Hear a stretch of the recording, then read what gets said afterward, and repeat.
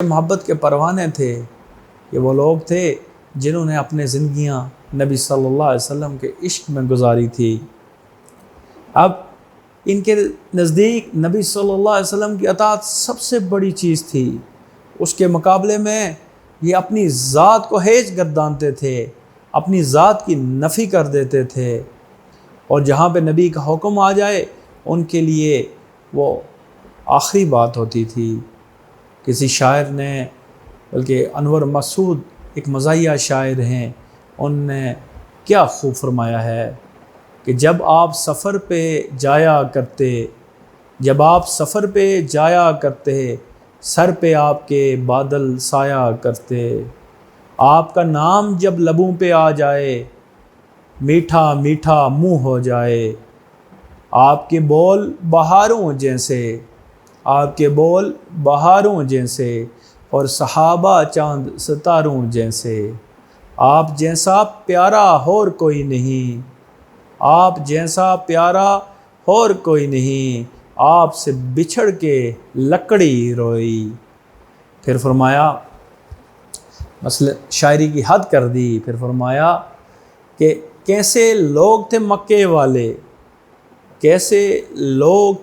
مکے والے، روح کے اندھے دل کے کالے، راس نہ آیا انہیں اجالا، شہر بدر کر ڈالا، چاند شہر بدر کر ڈالا۔ پھر فرمایا کہ شاعری کی ایک عجیب عشق و محبت میں ڈوبی ہوئی وہ داستان ہے۔ پھر فرمایا صادق و امی وہی ہیں، طہا ہو یاسین وہی ہیں، مولا کا انعام وہی ہیں، سب سے بڑے انسان وہی ہیں۔ اب یہ لوگ جو نبی صلی اللہ علیہ وسلم کے عشق میں ڈوبے ہوئے تھے، ان کی داستانیں کتب سیرت کے اندر بڑھی ہوئی پڑھی ملیں گی آپ کو۔ یہاں پہ مختصر میں کچھ واقعات بیان کر رہا تھا کہ کچھ صحابہ تو اتنے دیوانے تھے، مستانے تھے، کہ وہ تو نبی صلی اللہ علیہ وسلم کی ہر ادا کو کاپی کیا کرتے تھے، جو شریعت کا تقاضا بھی ہے نہیں بھی ہے۔ حضرت عبداللہ ابن عمر رضی اللہ تعالیٰ عنہ جس راستے پہ نبی صلی اللہ علیہ وسلم چلے جاتے، اس پہ اگر دوبارہ سفر ہوتا تو وہی کام دوبارہ کرتے۔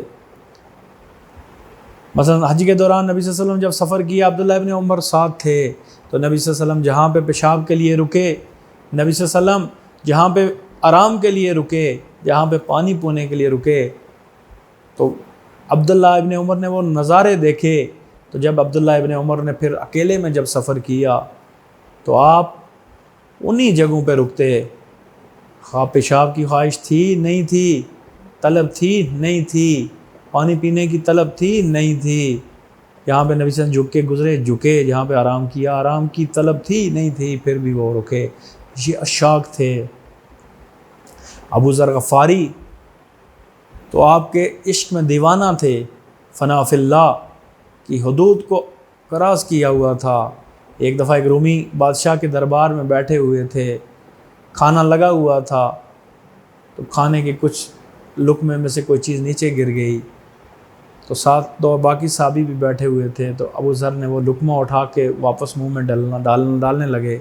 صحابی نے کہا، ابو ذر کیوں ہمیں شرمندہ کرتے ہو؟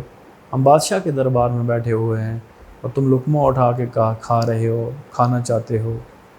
تو ابو ذر نے کہا، تم ان بیوقوفوں کے لیے مجھے نبی صلی اللہ علیہ وسلم کی ادا سے محروم کرنا چاہتے ہو؟ میرے نزدیک ان کی کوئی اہمیت نہیں، ان کی کوئی حیثیت نہیں۔ پھر ایک صحابی رسول تھے کہ نبی صلی اللہ علیہ وسلم کا گزر ہوا، ان کے گھر کے پاس نیا گھر تعمیر کیا ہوا تھا۔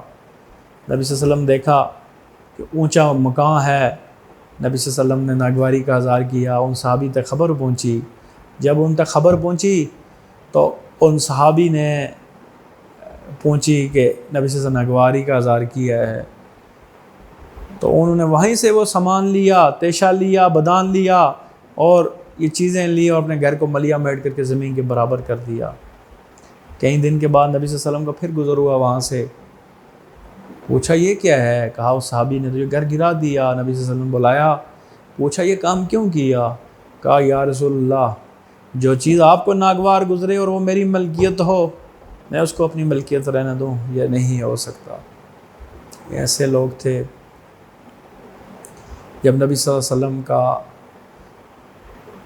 اس دنیا سے وصال ہوا، اس کے بعد حضرت بلال رضی اللہ تعالیٰ عنہ، حضرت بلال نے مدینے سے ہجرت کر دی، شام کی طرف چلے گئے۔ ایک دن نبی صلی اللہ علیہ وسلم خواب میں نظر آئے، اور نبی صلی اللہ علیہ وسلم کو خواب میں دیدار ہوا تو نبی صلی اللہ علیہ وسلم نے پوچھا بلال ہم سے کیا ناراضگی ہو گئی ہے کہ تم نے مدینہ آنا ہی چھوڑ دیا؟ اب جب بلال اٹھے، تڑپ اٹھے، محبوب کا دیدار اور محبوب کی شکایت بڑی عجیب ہوتی ہے۔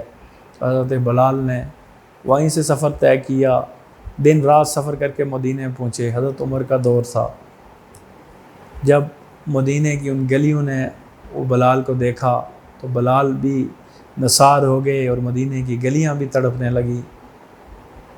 صحابہ کی کچھ جماعت بلال کے پاس گئی کہ بلال تم اذان دو، نبی کے دور کی یاد تازہ ہو جائے۔ بلال نے اذان دینی چھوڑ دی تھی۔ حضرت بلال نے فرمایا کہ میرے اندر ہمت نہیں ہے کہ میں اب شہر رسول میں اذان دے سکوں، لیکن اصرار بڑھتا رہا۔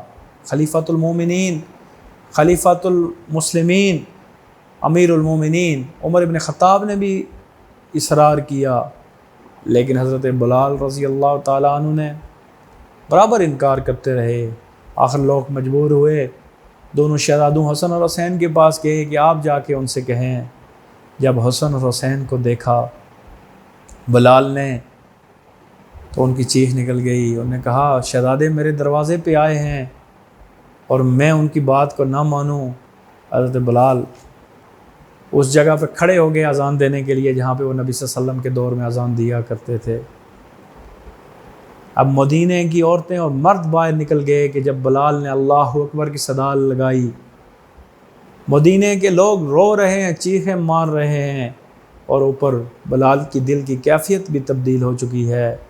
جب آپ اشہد ان محمد رسول اللہ پہ پہنچتے ہیں تو آپ چیخ مار کے گر جاتے ہیں، آپ چیخ مار کے گر جاتے ہیں، وہاں پہ آپ بے ہوشی کی کیفیت میں چلے جاتے ہیں۔ صحابہ آپ کو اٹھاتے ہیں، آپ کو واپس ہوش میں لایا جاتا ہے تو پوچھتے ہیں کہ بلال تم تو اتنے چھوٹے دل کے نکلے، کمزور دل کے نکلے۔ کہا ظالمو تمہیں نہیں پتہ کہ جب میں اشہد ان محمد رسول اللہ کہتا تھا تو میرے سامنے میرے آقا بیٹھے ہوتے تھے، میں ان کا دیدار کر رہا ہوتا تھا۔ آج جب میں نے نظر اٹھائی تو میں نے سامنے وہ جگہ خالی دیکھی، پھر میں برداشت نہ کر سکا اور میں تڑپ کے گر گیا۔ یہ وہ شاخ تھے، یہ وہ محبت کرنے والے تھے جن کی زندگی کے اندر بھی نبی صلی اللہ علیہ وسلم کی اتباع تھی، اور اپنے تو اپنے غیر بھی اس چیز کی گواہی دیا کرتے تھے۔ صلح حدیبیہ